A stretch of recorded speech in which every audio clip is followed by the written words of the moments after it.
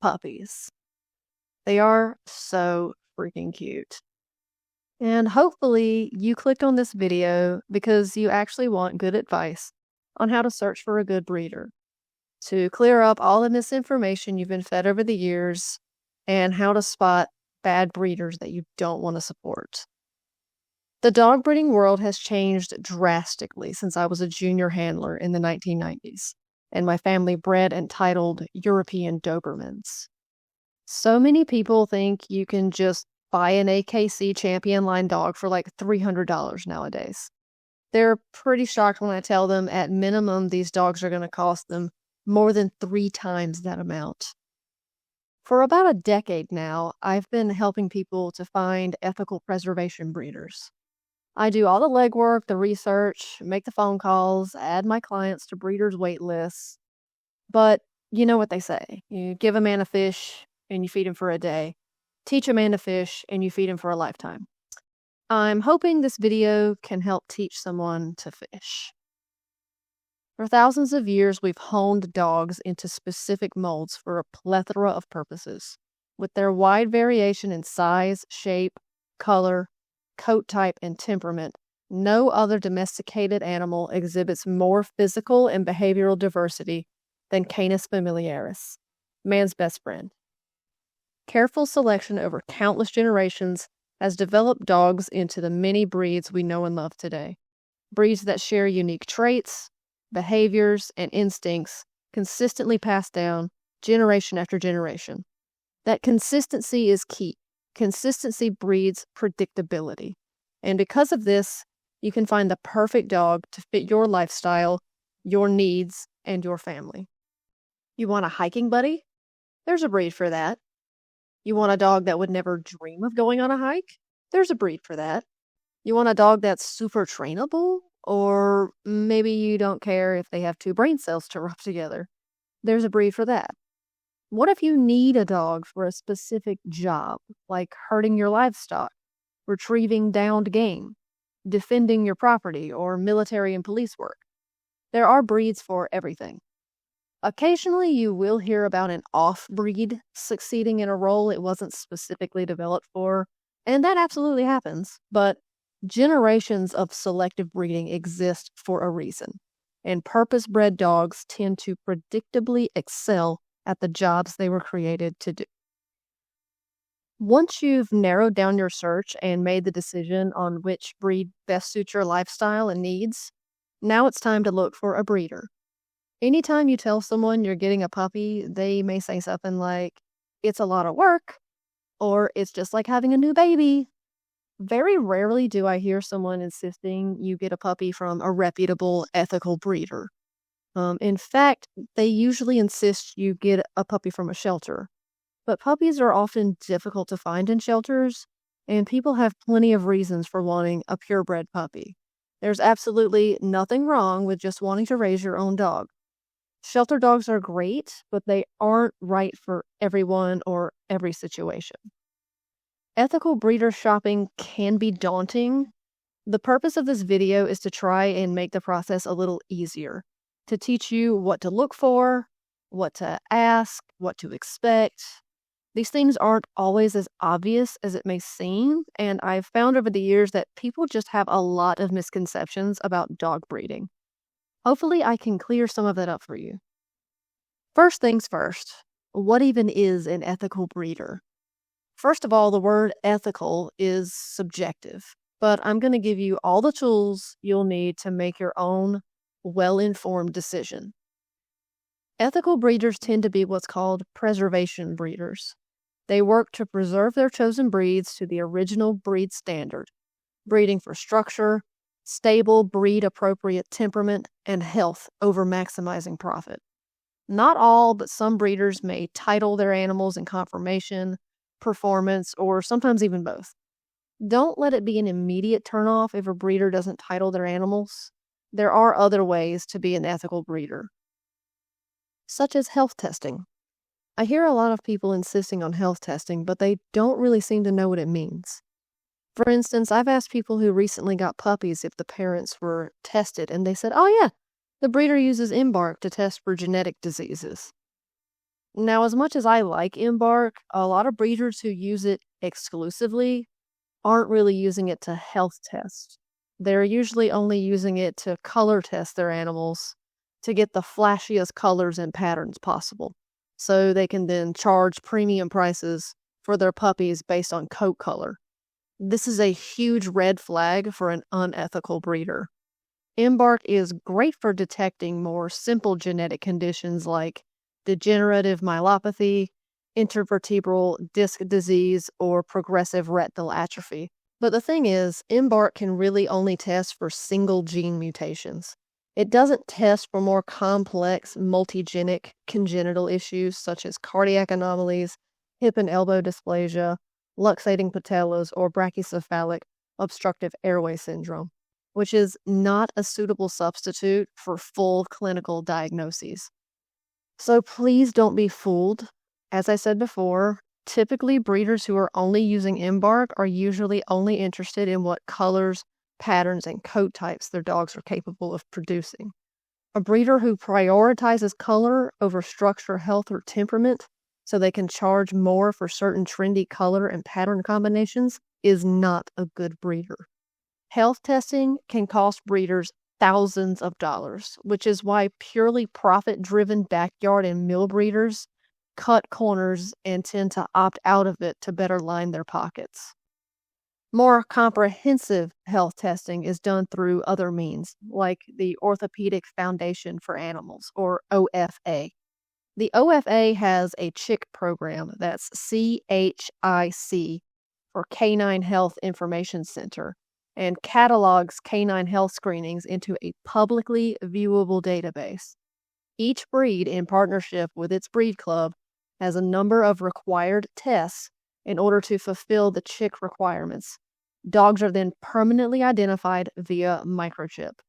Good ethical breeders will be completely transparent and forthcoming about their breeding stock and provide their interested puppy buyers with the CHIC numbers of their puppy's parents, or, at the very least, provide a way that you can check the OFA for the health screening results of their adult dogs.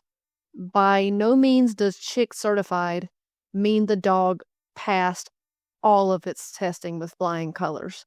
A CHIC certification simply means the results of all required tests are publicly available in the OFA database. PennHIP is also a good foundation for testing dogs for hip laxity, an early warning sign for hip dysplasia. Many breeders actually prefer PennHIP because it isn't as subjective as OFA. PennHIP uses a numerical distraction index, or DI, to measure the laxity of the dog's hips. These tests can be done much younger than OFA, and many consider this method of testing to be more accurate, dependable, and more predictive of future dysplasia risks.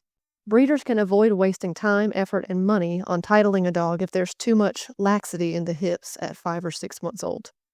The OFA also accepts PennHIP tests. I wanted to mention this because I've seen breeders that use PennHIP get a lot of criticism because people seem to think hip testing dogs under 2 years old is irresponsible. But keep in mind the PennHIP test was specifically designed to be able to test dogs accurately at a younger age. Now, there are other orthopedic tests depending on where you are, but I'm American and I can't even pronounce some of the names of the tests used in Europe. So I'll just refrain from embarrassing myself for butchering someone else's language and move on. Some unethical breeders actually do use OFA, which seems like a huge green flag at first, but just be aware that puppy mill and backyard breeders frequently adopt the practices of ethical breeders in an effort to appear more legitimate. But just be aware that a lot of times these breeders are testing their dogs way below the recommended age for these tests. Usually hip and elbow dysplasia, which are really painful conditions that are absolutely plaguing some of our most beloved breeds right now. Their testing is usually incomplete. Be sure what testing is recommended for your chosen breed and that your breeder is actually testing for it. The OFA will allow breeders to publish preliminary results for dogs as young as 4 months old, but these are unofficial and they cannot be OFA certified. Dogs cannot be certified until they are at least 24 months old. Then there's testing for eyes and cardiac. This has to be done annually for certain breeds, and a lot of people don't seem to be aware of this. So if your chosen breed is known to have cardiac problems, make sure your breeder is testing their breeding animals annually.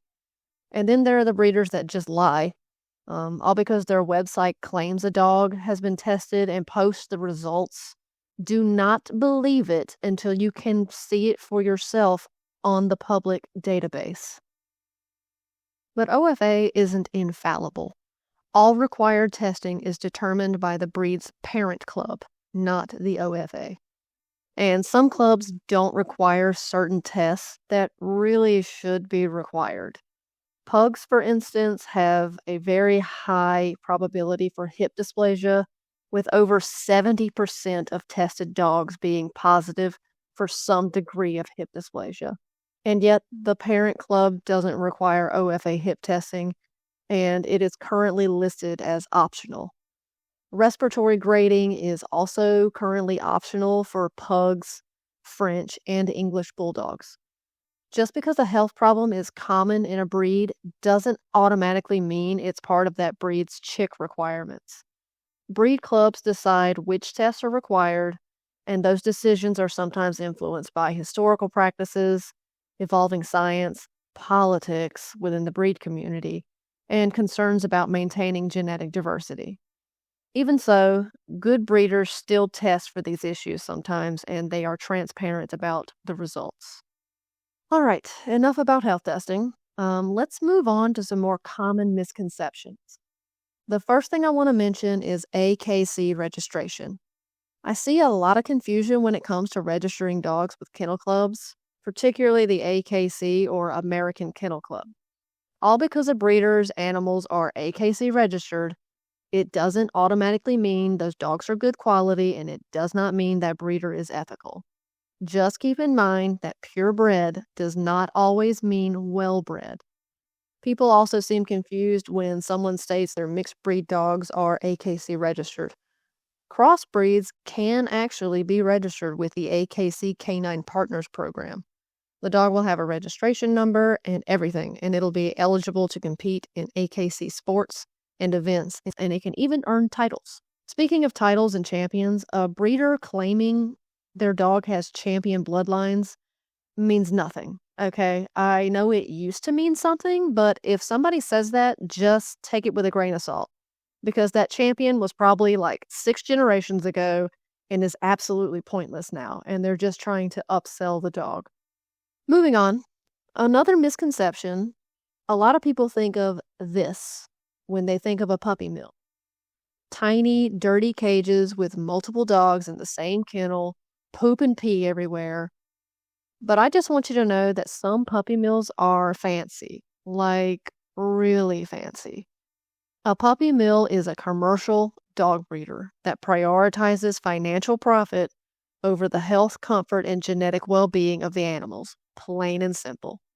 Whether the dogs live in filth or supposed luxury, a commercial breeder is a commercial breeder. Another thing I hear parroted all the time is that your puppy's parents should be on site. They might say something like, make sure your puppy's mom and dad are there, because if they aren't, then it must be a puppy mill. Now, obviously, you should be able to meet your puppy's mother because she's raising them and her temperament matters tremendously. But the sire or father may not always be there, and that's not necessarily a red flag. Ethical breeders often search far and wide for the best possible pairing for their females. Sometimes the stud's genetic material is shipped over from another state or even another country. Sometimes the breeder travels with the female to another kennel for the breeding. Sometimes a female is even imported already pregnant from an overseas sire. And then occasionally the sire might have even passed away years ago. The point is, good breeders are usually trying to carefully select for the best genetics, structure, temperament, working ability, and health possible. They're not just breeding whatever male dog happens to be sitting in their backyard.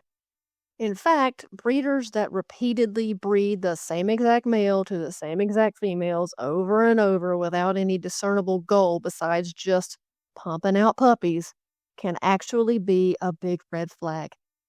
Ethical breeding is about thoughtful planning and improving each generation by breeding better and better dogs, not simply producing litter after litter from the same dogs because it's convenient and, frankly, more cost-effective and more profitable.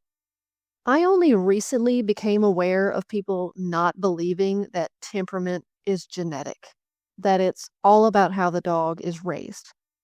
Now, socialization and training do matter. They matter a lot. But temperament absolutely has a hereditary component. If it didn't, dog breeds wouldn't exist in the way they do. Border collies wouldn't naturally herd, livestock guardians wouldn't instinctively protect livestock, retrievers wouldn't retrieve, pointers wouldn't point, and scent hounds wouldn't naturally track. These behaviors were selectively bred into dogs over countless generations.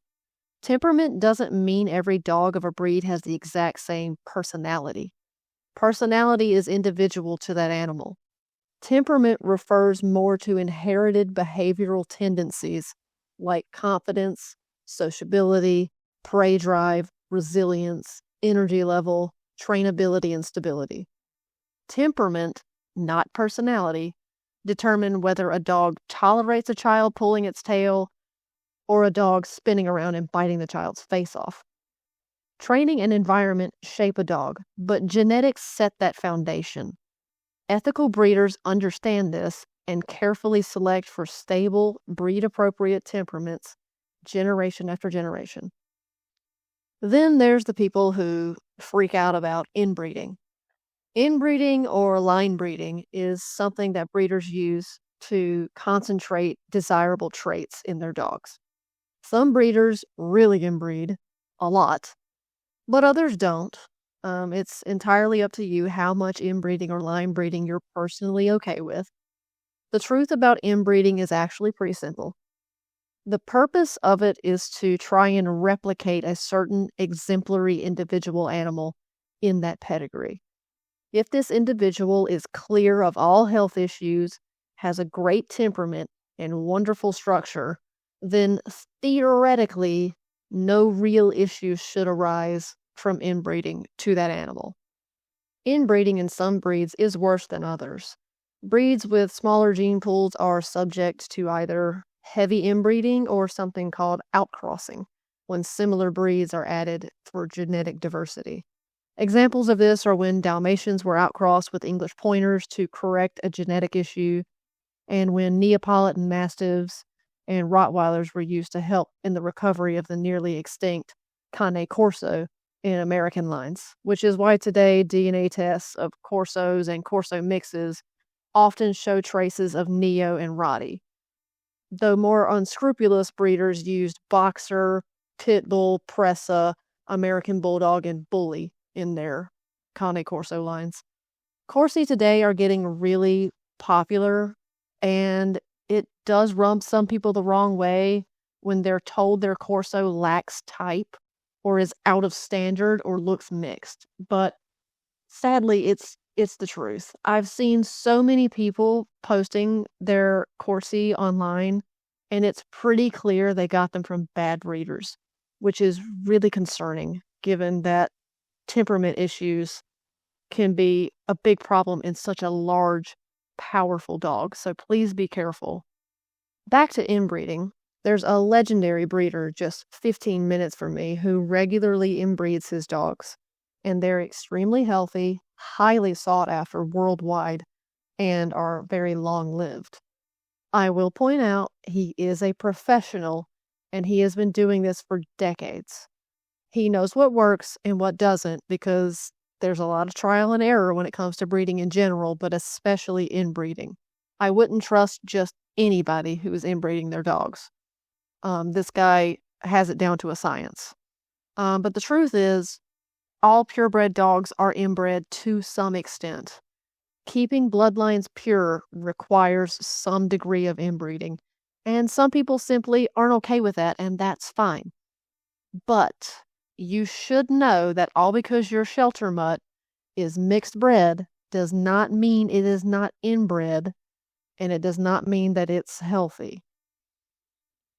Don't be fooled by the adopt, don't shop crowd. Though their intentions are honorable, over the years they have spread their fair share of misinformation. One of them being that mixed breed dogs are healthier because they have more genetic diversity, which anyone with common sense should know that can't possibly be true because no matter the breed, if you breed unhealthy dogs together, you're going to get unhealthy puppies. Plain and simple. Congenital defects and genetic diseases don't just cancel each other out because the parents are different breeds. With the rise of commercially available breed DNA tests, many rescue dog owners have tested their mystery mutts just for fun, just to see what the breed mixture is, only to find that many of them are in fact incredibly inbred, some more than twice the rate of purebred dogs. They're also quite often shocked to find that their dog isn't the mix the shelter told them it was. Even breed-specific rescues end up with dogs that may look like a purebred dog, but actually contain absolutely none of that breed in their genetic makeup.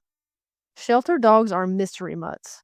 We don't know their genetic background, we don't know the breeding, we don't know their experience. And for some people, that's perfectly fine. I've owned shelter dogs and absolutely loved them.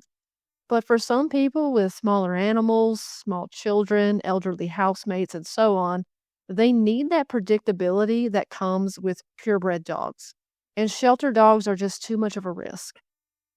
The last thing anyone wants to do is admit that their shelter rescue isn't a good fit for their home and return the dog to the shelter. This can be traumatic for the dog, and if there's no vacancy for them when they're returned, they can be euthanized. At least if your purebred puppy doesn't work out, your ethical breeder will be more than happy to take your puppy back and find a new loving home for them. Another misconception is people just not knowing what a well-bred dog even looks like, which is sad. I was watching a distressing video of a horribly matted woolly husky being groomed, and this dog was in so much pain. It was really sad.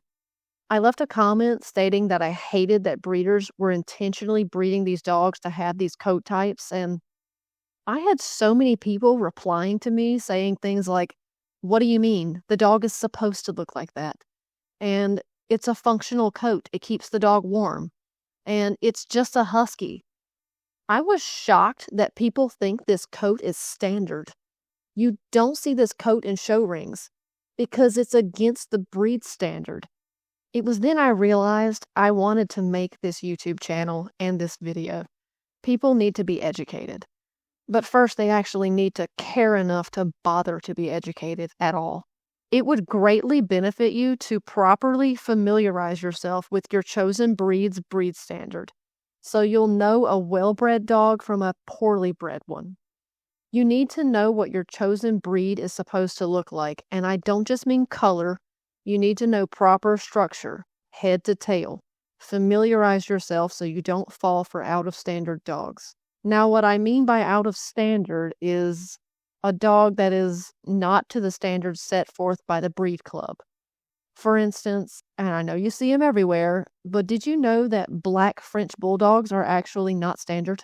Shocking, I know, but blue is also out of standard, and they definitely can't be Merle without being mixed somewhere. These are mutts. These trendy fad colors and coat types weren't original to the breed, or sometimes they're caused by a recessive gene that preservation breeders avoid and breed away from for various reasons. Of course, there's people out there who say, "Who cares? It's just a color. It's not hurting anything. What's the big deal?"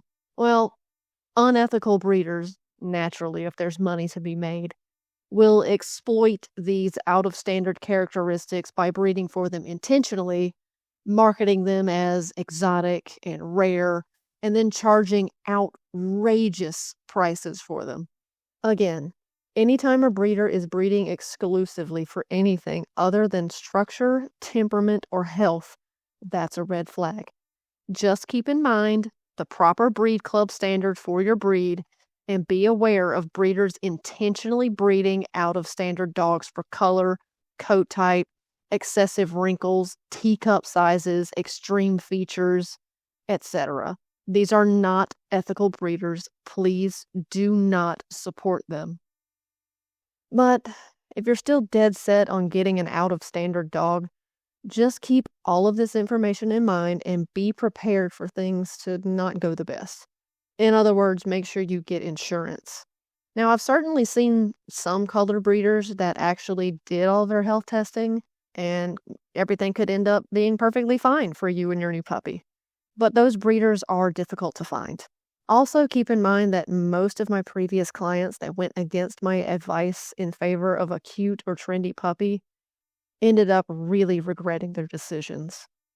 Then there's intentionally mixing random breeds and then charging thousands of dollars for mutts. Yeah, I'm going to go there. The doodle people are going to come for me, but the truth is, y'all, the overwhelming majority of doodle breeding today is driven by market demand rather than the well-being of the dogs or their future owners. In my personal opinion, almost no doodle breeder is ethical. As I said before, an ethical breeder is someone who strives to improve and preserve their chosen breeds by breeding for proper structure, health, and temperament over profit.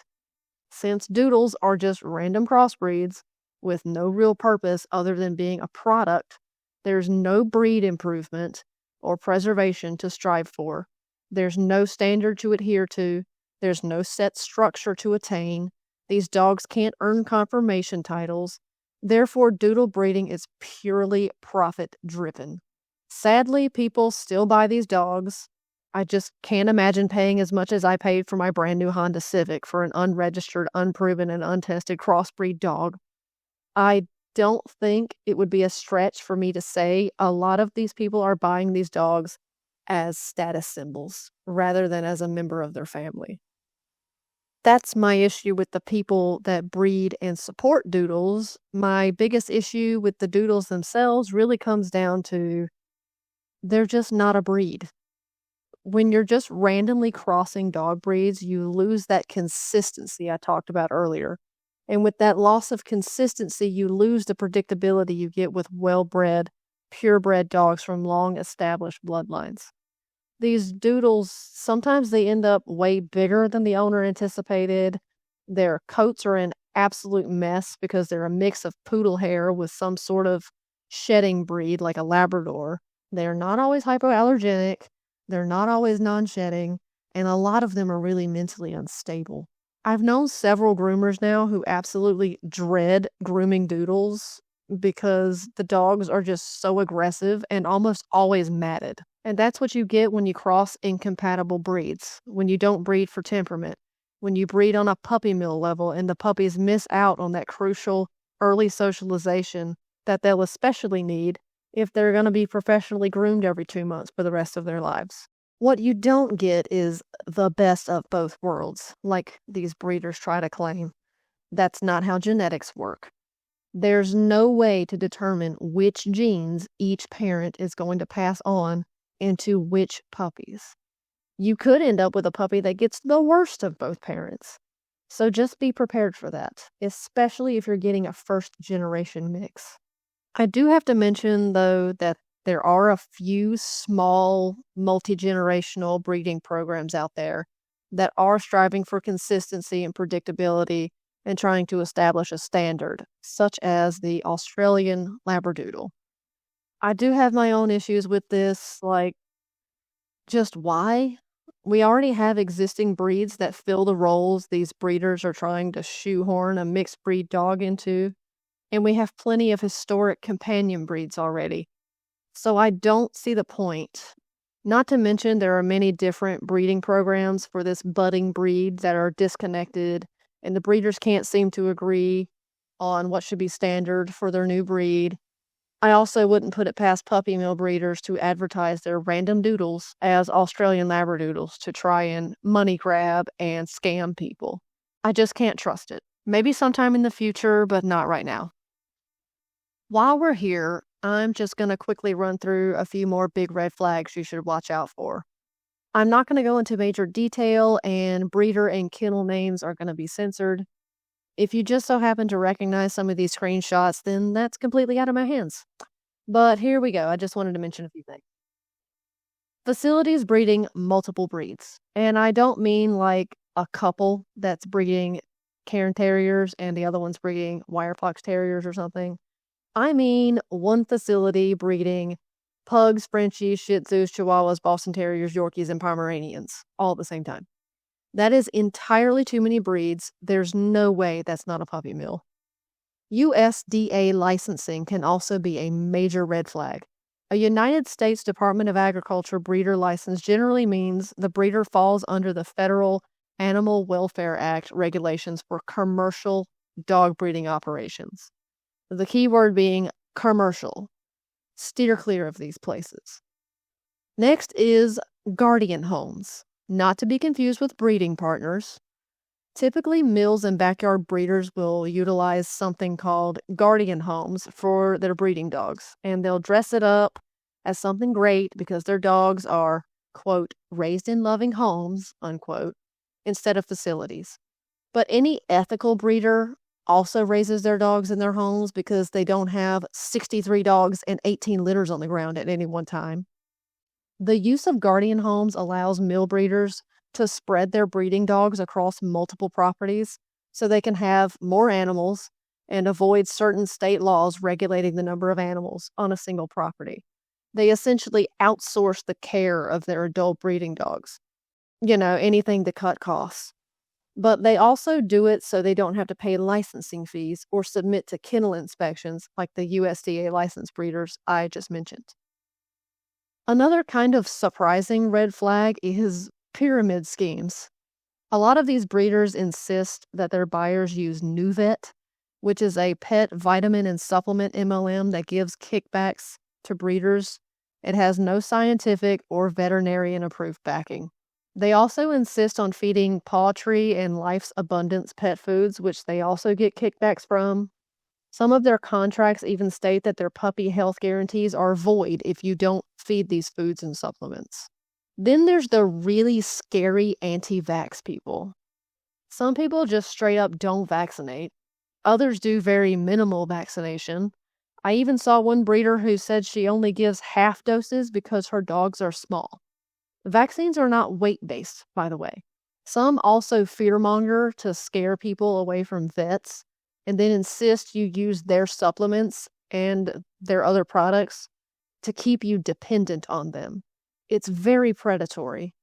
I already touched on this one, but pricing their puppies based on color, size, and coat type are also big red flags.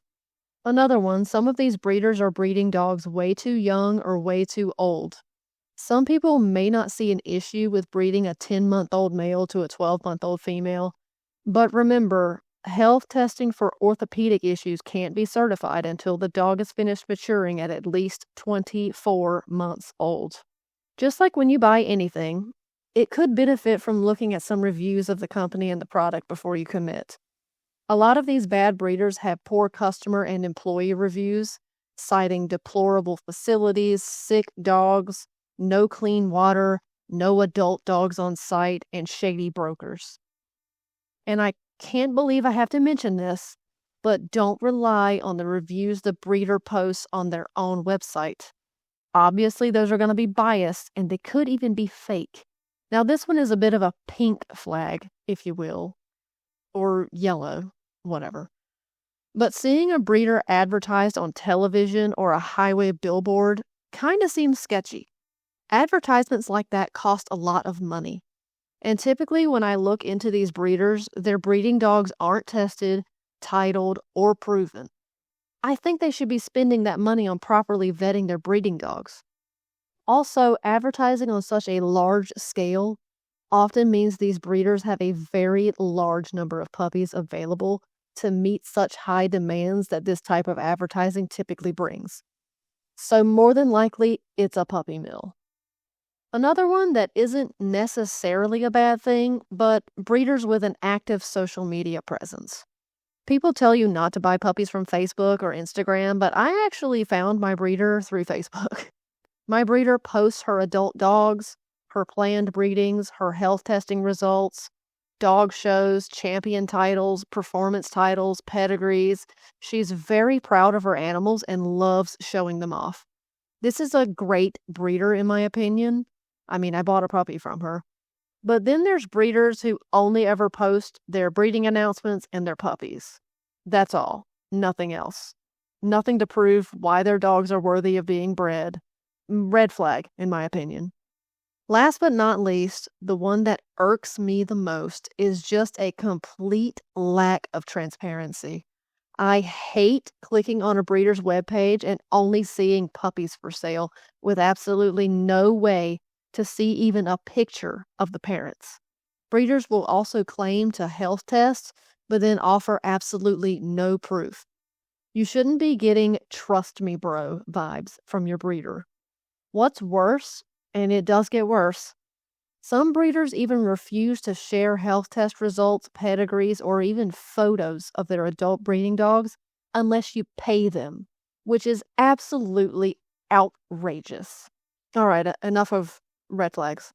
I would like to mention that I personally see nothing wrong with functional mixes because it's not random. It's pairing proven working dogs together to breed a better dog, such as crossing a pit bull with a sighthound to create a bull lurcher, or crossing herding or livestock guardian breeds like border collies with cattle dogs, or Great Pyrenees with Kangles, for instance. These are functional working dog crosses, and the parents are usually only bred once they've proven themselves to be exceptional working dogs. It's nothing like designer mixes, which are just bred for looks. So if predictability matters to you at all, a purpose-bred, purebred dog is a great choice. If predictability doesn't matter to you, there are wonderful mixed-breed dogs in shelters needing homes that won't give thousands of dollars to a greedy, unethical breeder. I didn't want to go off on a tangent about Doodles. I know they're very popular and people absolutely love their Doodles, but when the video is about ethical dog breeding, it was unfortunately unavoidable. Let's move along to the next phase of this video I like to call what to expect when you're expecting a new puppy. First things first, when you're looking for a good breeder and have a breed in mind, the best thing you can do is to go look at your breed club. Most breed clubs have lists of approved breeders on their websites or numbers you can call to get in touch with breeders. I've also noticed a lot of these club websites often have a lot of really useful information about how to search for an ethical breeder. It's really worth the read. Some people may use websites like gooddog.com, which claims to only support ethical breeders, but I still wouldn't trust it 100%. You still need to do your due diligence to make absolutely sure they're a good breeder, because I've seen micro-bullies on Good Dog, and that's not a good sign. I also know of some top-notch ethical breeders that have told me they would not be caught dead selling puppies on Good Dog. So use that site at your own risk and filter your search for excellent level testing only. I will say I managed to find one French bulldog breeder, just one, but they did all of their testing, and I'm not going to censor them here because they deserve the shout out and the praise. Unlike this breeder, who also shows up when I filter for excellent breeders, I don't know what this graphic is supposed to mean. The fact that it's on multiple dogs is very strange, and there's no dog name on this graphic, so anybody could just steal this and use it on whatever dog they wanted to try and seem legit. All the links for the health testing on different dogs takes you to this same image. It's not an OFA page. It's not a PennHIP page. It's not a PDF of an official certificate. Nothing. To me, this doesn't look legit at all. It looks totally fabricated. I couldn't find these dogs on OFA either, so I can't verify any of this. There's no official DVM sign-offs, no radiologists, the ages of the dogs. There's no registration number. I don't know if these are prelims. If these Frenchies really have OFA good rated hips, that would be a huge accomplishment, And the fact they don't link you to any OFA pages is really concerning to me. I don't think these breeders' dogs have the testing or the results they're trying to claim they do. Once again, it's giving, trust me, bro. And that's not acceptable. This is scammy and probably the reason why so many breeders who are actually ethical don't use this website. Secondly, you'll probably have to wait a little while. Unlike commercial puppy mills that produce animals on a massive scale and constantly have puppies available in every color, pattern, gender, size, and breed, ethical breeders sometimes produce as little as 2 carefully planned litters a year. You will likely be on a wait list, but the wait for an excellent, well-bred puppy from health-tested parents is well worth it. Trust me. Sadly, I have had previous clients who got impatient and just impulsively bought a puppy on some sketchy website with a credit card, which absolutely gutted me. But unfortunately, we live in a society where instant gratification has become the norm. This don't care how, I want it now mentality is what keeps these terrible puppy mill breeders in business and shelters full. So please don't be a Veruca Salt and just have some patience. Or if you want a dog right now, go to a shelter. Don't give your money to puppy mills. It might feel like you're rescuing the puppy, but in reality, you're just perpetuating the suffering and exploitation of that puppy's parents. Third, ethical breeders will more than likely have puppy contracts. When I tell people I signed a contract for my puppy, they seem very taken aback. But it's actually extremely common now. Many breeders sell puppies on limited registration, meaning the dog is not intended for breeding or conformation showing, and you'll usually be contractually obligated to spay or neuter the dog within a set time frame. Many contracts also require the breeder to be contacted if the owner ever needs to rehome the dog by securing the breeder's right of first refusal. This ensures their dogs do not end up in shelters, or if they do, they can be immediately removed and returned to their breeder for proper rehoming, because unlike puppy mills and backyard breeders, ethical breeders actually care about their dogs and what happens to them. I've heard a lot of people scoff and say, if I paid for the dog, I should be able to do whatever I want with it. What you're referring to is full rights, and you will pay quite a bit more for your puppy and will likely be required to title the dog before you can breed it. And even then, you'll more than likely be in a co-owned situation with your breeder, and you'll still need approval on what dog you're allowed to breed to. No good breeder is going to let a puppy they sold just breed to whatever. That would be irresponsible, because most people breeding their dog just to breed it are, well, irresponsible. These breeder contracts aren't here to offend the owner or restrict their rights to their own dog. These contracts are to protect the dog. They're to protect the breeder, and they're to protect the breed. Some puppy mills also have contracts to try and seem legitimate, ethical breeders, so be careful. Another thing I'd like to touch on is show quality versus pet quality. Usually when you contact a breeder in search of a pet dog to be your little companion, your little chill on the couch buddy, you're going to get a pet quality puppy. There's absolutely nothing wrong with your puppy. It's a very well-bred animal from good parents, a strong bloodline, and a caring breeder. But even if both parents are grand champion show dogs or national field trial champions, not every puppy in the litter is going to be perfect.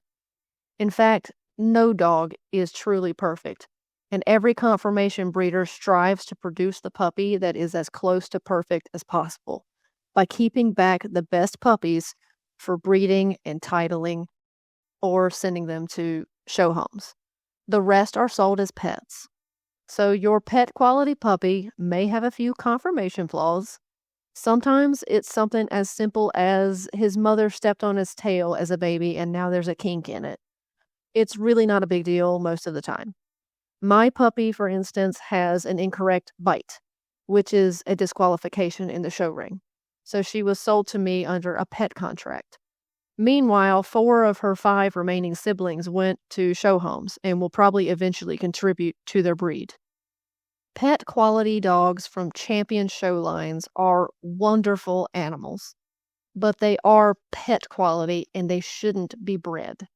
This is often why they're sold under pet contracts that stipulate that they not be bred and they have to be spayed or neutered. By continuing to breed away from undesirable traits, we decrease the likelihood of producing it, and we enhance the predictability of consistently producing better and better dogs. This is yet another reason why I cannot support breeders who randomly crossbreed for trendy designer mixes, because there is no way they got their pure foundation stock from good breeders who health test their animals, because no ethical breeder is going to let their animals go somewhere to be used in such an irresponsible breeding program. So these designer dogs are very likely coming from unhealthy puppy mill quality foundation stock to begin with. Just, again, please don't give your money to these people. Moving on. Back to my own dog, who, as I said, has an incorrect bite. She is also mildly brachycephalic as well, which is undesirable in her breed. So you may ask, well, why did her breeder breed her that way? Maybe that breeder shouldn't be breeding dogs. Well, I like to say that all because my dog was born this way does not mean she was bred this way. Again, 4 of her 5 siblings went on to be show dogs. But out of curiosity, I did go through the last 6 generations of her pedigree, and I saw no brachycephalic dogs. So clearly it is something her ethical breeder is attempting to breed away from and is trying to avoid.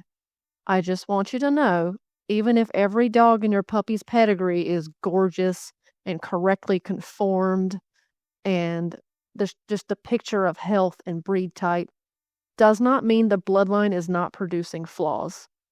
The dogs in the pedigree were the best of the best, the ones chosen to carry on the lineage.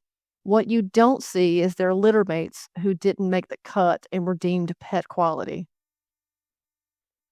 That being said, dogs should never drastically deviate from their breed standard. When breeders are intentionally producing dogs wildly outside the established breed standard, that's a red flag. And here's where I may lose some people. Not only will your dog possibly not look as good as the breed you fell in love with while watching the National Dog Show on TV, they may also unfortunately have some health issues. Just like with small conformational flaws, all because your breeder does all their health screenings and only breeds from healthy dogs, genetics tend to do their thing and sometimes recessive, unexpected things pop up or skip generations. Sometimes orthopedic issues can also be environmental or dietary, especially in large and giant breeds. It isn't an exact science. We're always learning, and it can be really frustrating when you do everything right and things still go wrong and you end up with a sick dog. Genetics still matter. Genetics determine the predisposition, but environment determines how severely it develops. A good breeder will not only test the genetics of their breeding animals, but also properly inform puppy buyers on how to correctly feed their animals and care for them at home to reduce the risk of environmental and dietary-induced orthopedic issues. At the end of the day, ethical breeding greatly reduces risk, but it can't guarantee perfection. So what's the point? What's the point in all this hassle if you can still wind up with an unhealthy dog? The point is predictability. The more these genetic diseases are bred away from, the less likely they are to occur. And when they do occur, they usually aren't nearly as bad. Hip dysplasia, for instance, 2 dogs with OFA-rated good hips can sometimes produce puppies with hips rated as fair or even mildly dysplastic. But by breeding away from it, if your puppy is unfortunate enough to have some abnormalities in their hip joints, it likely won't be nearly as bad if they came from a long line of healthy individuals. My brother-in-law was complaining one day about his German Shepherd's hips. He said he did all this work, all this research to find the best possible breeder he could, and his dog was still experiencing discomfort in his hips. Clearly, he's unhappy with his breeder, but let's keep in mind that this hip pain started a year ago when the dog was 8 years old, and it's very mild. Poorly bred dogs are generally at much higher risk of developing severe orthopedic problems earlier in life, sometimes as early as 24 months old. By getting his puppy from a good breeder, my brother-in-law drastically increased his chances of enjoying many more years with his healthy, happy dog. And that is the point of all the research and asking all the right questions and finding a good ethical breeder.